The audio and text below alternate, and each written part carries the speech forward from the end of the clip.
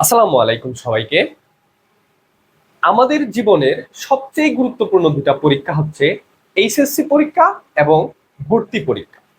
কিভাবে তুমি তোমার কলেজ লাইফের একদম শুরু থেকে পড়াশোনা করলে তুমি ইন্টারমিডিয়েট ফাইনাল পরীক্ষা এবং এডমিশন ভর্তি পরীক্ষায় কিভাবে ভালো করতে পারবা তার একটা গাইডলাইন নিয়ে আজকের এই ভিডিওটি। তুমি যদি একদম কলেজ লাইফের শুরু থেকেই এই গাইডলাইনগুলো ফলো করে পড়াশোনা করো, তুমি নিশ্চিত ভালো একটা জায়গায় চান্স পাবা। তো চলো দেখি আমরা কিভাবে পড়াশোনাটা এইচএসসির প্রথম দিন থেকেই করতে হবে। তোমাদেরকে ভিডিও শুরু করার আগে বা গাইডলাইন শুরু করার আগে একটা কথা বলতে চাই, এইচএসসি লাইফ কিন্তু ভাইয়া 2 বছর না। তোমরা এই ভ্রান্ত ধারণাটা নিয়ে কলেজে ভর্তি হও যে এইচএসসি আসলে 2 বছর সময় পাবো, 24 মাস সময় পাবো। কিন্তু তোমাকে মনে রাখতে হবে, প্রথম সতর্কতাই হচ্ছে এইচএসসি লাইফ হচ্ছে আমাদের 18 মাসের, তুমি সর্বোচ্চ 18 মাস সময় পাবা।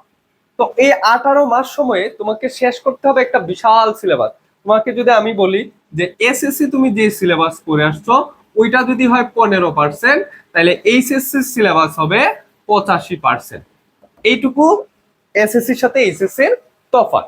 কিন্তু সময় দেখো, এইচএসসি তে তুমি 24 মাসেরও বেশি সময় পাইছো, কিন্তু এইচএসসি তে তুমি এই বিশাল সিলেবাসটাকে কভার করার জন্য পাইতেছো মাত্র 18 মাস। সেহেতু তোমার এই 18 মাসকে এমন ভাবে কাজে লাগাইতে হবে যেন তুমি এই 18 মাস সময়ের মধ্যেই এই সিলেবাসটা কভার করে এইচএসসি তে একটা ভালো রেজাল্ট করতে পারো এবং ভর্তি পরীক্ষায় ভালো একটা জায়গায় চান্স পাইতে পারো। সেক্ষেত্রে তোমার একটা গুছানো পরিকল্পনা দরকার। আজকের এই ভিডিওটাতে আমি তোমাদেরকে মূলত এই পরিকল্পনাটাই গুছিয়ে দিব।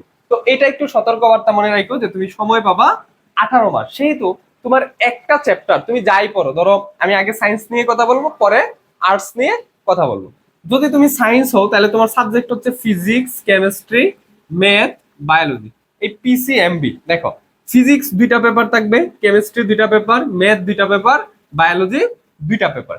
তো দেখা যাবে এই ফিজিক্সে 2টা পেপার মিলে প্রায় 24-25টা চ্যাপ্টার, কেমিস্ট্রিতে 2টা পেপার মিলে কেমিস্ট্রিতে চ্যাপ্টার 5টা করে, কিন্তু 5টা করে হলেও বিশাল সিলেবাস। ম্যাথে ওইরকম অনেক, বায়োলজিতে ওইরকম অনেক। তো সেক্ষেত্রে তোমার একটা চ্যাপ্টার তুমি যে বইই পড়ো, একটা চ্যাপ্টার পড়বা যখন, এই চ্যাপ্টারটা এমন ভাবে পড়ার চেষ্টা করবা যাতে এই চ্যাপ্টার আর পড়া না লাগে। মানে একবারই তোমার নাও অর নেভার এই চিন্তা করতে হবে, নাও অর নেভার। এখন যদি তুমি না পারো তাহলে এই চ্যাপ্টার আর কখনোই তুমি দ্বিতীয়বার পড়ার সুযোগ পাবে না। এটা হচ্ছে এইচএসসি লাইফের সবচেয়ে একটা রিয়েলিটি, সবচেয়ে বাজে রিয়েলিটি হচ্ছে এসএসসি তে তুমি একটা চ্যাপ্টার, ধরো ওই যে তোমাকে যদি বলি গতি, কতবার পড়ছো তুমি নিজেও হিসাব দিতে পারবে না যে এতবার পড়ছো। কিন্তু তুমি এই যে ফার্স্ট পেপারে তোমরা তো অলরেডি মনে হয় ধরো ফিজিক্স পড়া শুরু করলে ভেক্টর পড়তেছো, বা কেমিস্ট্রি পড়া শুরু করলে গুণগত রসায়ন পড়তেছো। এই একটা চ্যাপ্টার ভাইয়া একবারের বেশি তুমি পড়ার সুযোগ পাবা না।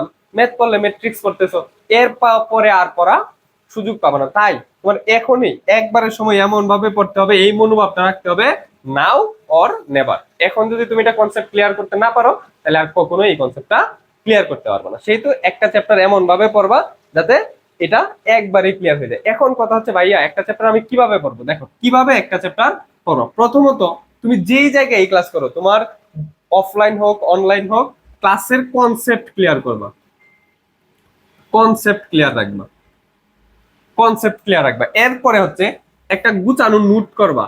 আমি এই কথাটা সবসময় বলি, যার নোট যত সুন্দর, যত গুছানো, তার পরীক্ষা তত ভালো হবে, তার রিভিশন তত ভালো হবে, তার পরীক্ষায় মার্কও তত ভালো হবে। তাহলে গুছানো একটা নোট করবা। এরপরে হচ্ছে একটা বই, যে কোনো একটা বই সলভ করবা, যে কোনো যে কোনো একটি বই। দেখো এখানে একটা হাইপ আমাদের এইচএসসি শিক্ষার্থীদের মধ্যে বা কলেজে যারা নতুন উঠে, ওই যে তোমাদেরকে উত্তেজিত 27 বলে, এই উত্তেজিতদের মধ্যে একটা প্রবণতা থাকে যে আমার হয়তো ভার্সিটিতে, মেডিকেলে বা ইঞ্জিনিয়ারিং এ টিকতে হইলে আমার হয়তো একটা সাবজেক্টের জন্য 3টা 4টা 5টা বই পড়তে হয়। না রে ভাই, তুমি একটা বই আগে ভালো করে পড়ো, একটা বই ভালো করে একবার ফার্স্ট টু লাস্ট 100% পড়ো, তুমি কোথাও আটকাবা না, এটা তোমার জন্য আমি গ্যারেন্টি দিয়ে বললাম। ঠিক আছে, তাহলে তুমি প্রথমে একটা নোট করবা, পরে যে কোনো একটা বই সকল ম্যাথ সলভ করবে। এই বইটা থেকে বইয়ে যত ম্যাথ আছে সকল ম্যাথ সলভ করে ফেলবা, প্লাস এমসিকিউ গুলো সলভ করে ফেলবা। মূল কথা হচ্ছে তোমার যদি বেসিক ক্লিয়ার থাকে, বেসিক ক্লিয়ার থাকতে হবে, বেসিক যত ক্লিয়ার থাকবে তুমি তত ভালো করবা। তোমার বেসিক ভালো, তুমি যে কোনো জায়গায় ভালো করতে পারবা। এই হচ্ছে যে কোনো বইয়ের একটা চ্যাপ্টার তুমি কিভাবে পড়বা তার গাইডলাইন। এরপরে তুমি চাইলে একটা সাপ্লিমেন্ট বা টেস্ট পেপার সলভ করতে পারো, সাপ্লিমেন্ট বা টেস্ট পেপার। আমি তোমাদেরকে গাইড পড়তে মানা করবো, কারণ গাইড অনেক বড়, এত বড় বই পড়ার তুমি সময় এইচএসসি লাইফে পাবা না। তাহলে বই যেগুলো ছোট আছে ওগুলো সলভ করো, যেমন সাপ্লিমেন্টটা আমার সবচেয়ে পছন্দ, এই সাপ্লিমেন্টটা তুমি পড়তে পারো যে কোনো কোম্পানি, ঠিক আছে। এরপরে আসো, একটা জিনিস আমরা যারা দেখা যায় মফস্বল থেকে আসি বা গ্রাম থেকে আসি, যাদের ফ্যামিলি খুব বেশি সচেতন না, তারা এই ভুলটা করে যে ওরা ভার্সিটি সম্পর্কে বা মেডিকেল সম্পর্কে বা ইঞ্জিনিয়ারিং সম্পর্কে তেমন ধারণা রাখে না। তো তোমার ওই ধারণাটা রাখতে হবে, ভর্তি পরীক্ষার ধারণাটা রাখতে হবে। ভর্তি পরীক্ষায় তোমার একটা গোল সেট করতে হবে, এখন থেকে একটা গোল সেট করতে হবে, গোল সেট করতে হবে।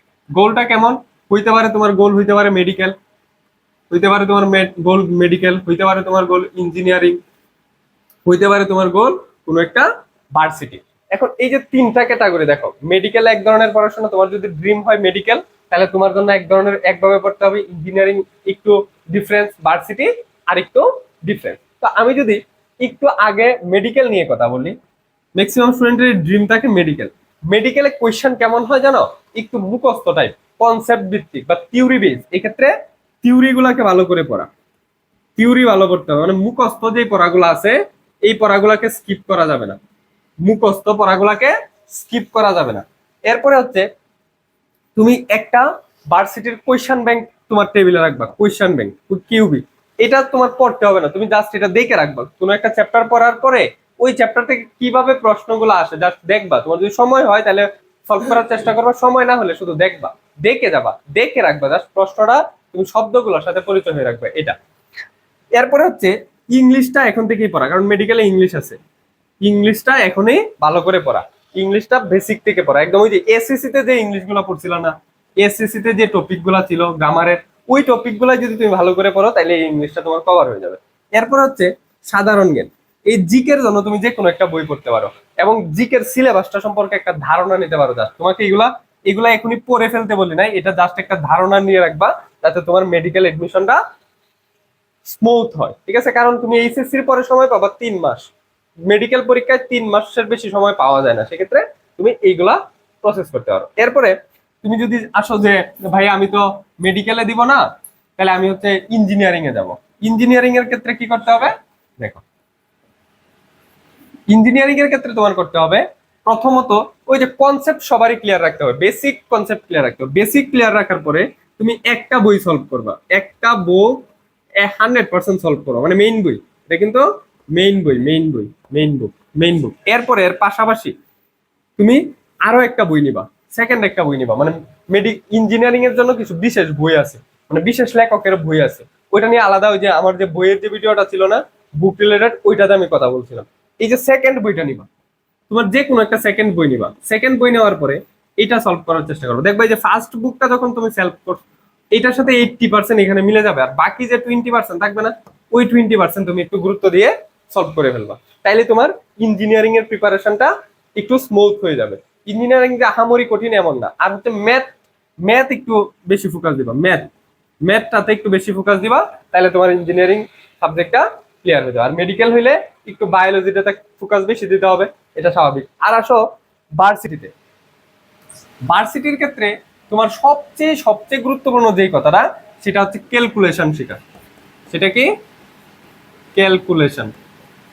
এবং এই ক্যালকুলেশনটা কেমন? হ্যান্ড ক্যালকুলেশন, হাতে বা মুখে ক্যালকুলেশন করতে হবে। ভার্সিটি এডমিশনে কিন্তু ক্যালকুলেটর ইউজ করতে দিবে না, সেক্ষেত্রে তোমার মুখে মুখে হিসাব করতে হবে। সেই তো তুমি কি করবা, এখন থেকেই হিসাবগুলাকে একটু মুখে মুখে করার চেষ্টা করবা, সব ক্ষেত্রে ক্যালকুলেটর হিসাব।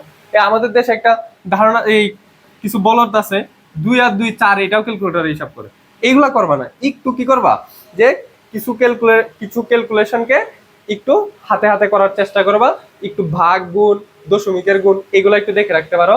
এরপরে হচ্ছে এই ক্ষেত্রেও একটা কোয়েশ্চেন ব্যাংক, তুমি যে এডমিশনেই দেও না কেন একটা কোয়েশ্চেন ব্যাংক তোমার টেবিলে রাখবা। ভার্সিটি ক কোয়েশ্চেন ব্যাংক পাওয়া যায়, ভার্সিটি ক, এই কোয়েশ্চেন ব্যাংকটা তুমি তোমার টেবিলে রাখবা। তোমাকে পড়ে ফেলতে বলতেছি না, জাস্ট টেবিলে রাখবা, মাঝে মধ্যে জাস্ট পেজগুলো উল্টাইবা, উল্টায় দেখবা এখানে কি শব্দগুলো আছে, কেমন টাইপের প্রশ্ন হয়, তাহলে তোমার একটা ধারণা থাকবে, ঠিক আছে। আর সবচেয়ে গুরুত্বপূর্ণ হচ্ছে ক্যালকুলেশন। তোমার বেসিক ক্লিয়ার থাকলেও একটা ম্যাথ তুমি পারো, কিন্তু ওই যে ক্যালকুলেশনটা করে উত্তরটা মিলাইতে পারো না দেখে তুমি এমসিকিউটা দাগাইতে পারবে না। এটা হচ্ছে একটা ভার্সিটির এডমিশনের সবচেয়ে বড় হয়। এরপরে দেখো Bangla English ICT, Bangla English এবং আইসিটি, এইটা হচ্ছে সায়েন্সের স্টুডেন্টদের জন্য আলাদা একটা প্যারা।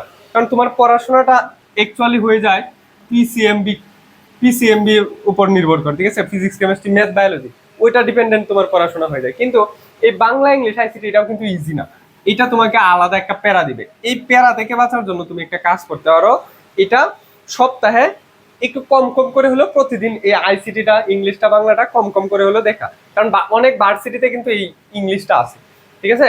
আর ইঞ্জিনিয়ারিং এ পরীক্ষা দিতে গেলেই তোমার ইংলিশে এ প্লাস লাগবে, ইংলিশে ভালো একটা মার্ক লাগবে, সেহেতু ইংলিশটাকে গুরুত্ব দিতে হবে। তো তোমাদের জন্য তোমরা যদি এইগুলাতে বেশি ফোকাস করতে চাও তাহলে এইগুলাতে একটু চিন্তা মুক্ত থাকতে হবে। সেক্ষেত্রে তুমি একটা কাজ করতে পারো, আমাদের 1420 টাকার যে প্রিমিয়াম কোর্সটা আছে এই কোর্সে ভর্তি হয়ে যেতে পারো। এইখানে আমি তোমাকে যা পড়াবো, ভাইয়ারা তোমাকে যা পড়াবে, তার বাইরে থেকে পরীক্ষায় কিচ্ছু আসবে না। ওইগুলা জাস্ট করলেই তোমার এখান থেকে এ প্লাস নিশ্চিত হবে। এইগুলাতে এ প্লাস মিস করলেও কিন্তু এইচএসসি তে এ প্লাস মিস করবা, এইচএসসি তে এ প্লাস মিস করবা। এরকম অনেক স্টুডেন্ট আছে পিসিএমবি তে 90+ মার্ক পাইছে, কিন্তু এই ইংলিশে মার্ক এ প্লাস মিস করছে, আইসিটি তে এ প্লাস মিস করছে, বাংলাতে এ প্লাস মিস করছে। দেখছো তোমাদের এসএসসি তে কিন্তু এই কাহিনীগুলো অনেক হয়েছে, বাংলা ইংলিশে এ প্লাস মিস করছে, পিসিএমবি তে এ প্লাস হয়েছে, দেখো না এ প্লাস আসলে। তো তোমরা যদি এই ক্ষেত্রে চিন্তা মুক্ত চাও, তোমরা ফুল সিলেবাস পড়তে পারবা মাত্র 1420 টাকায়। ধন্যবাদ সবাইকে।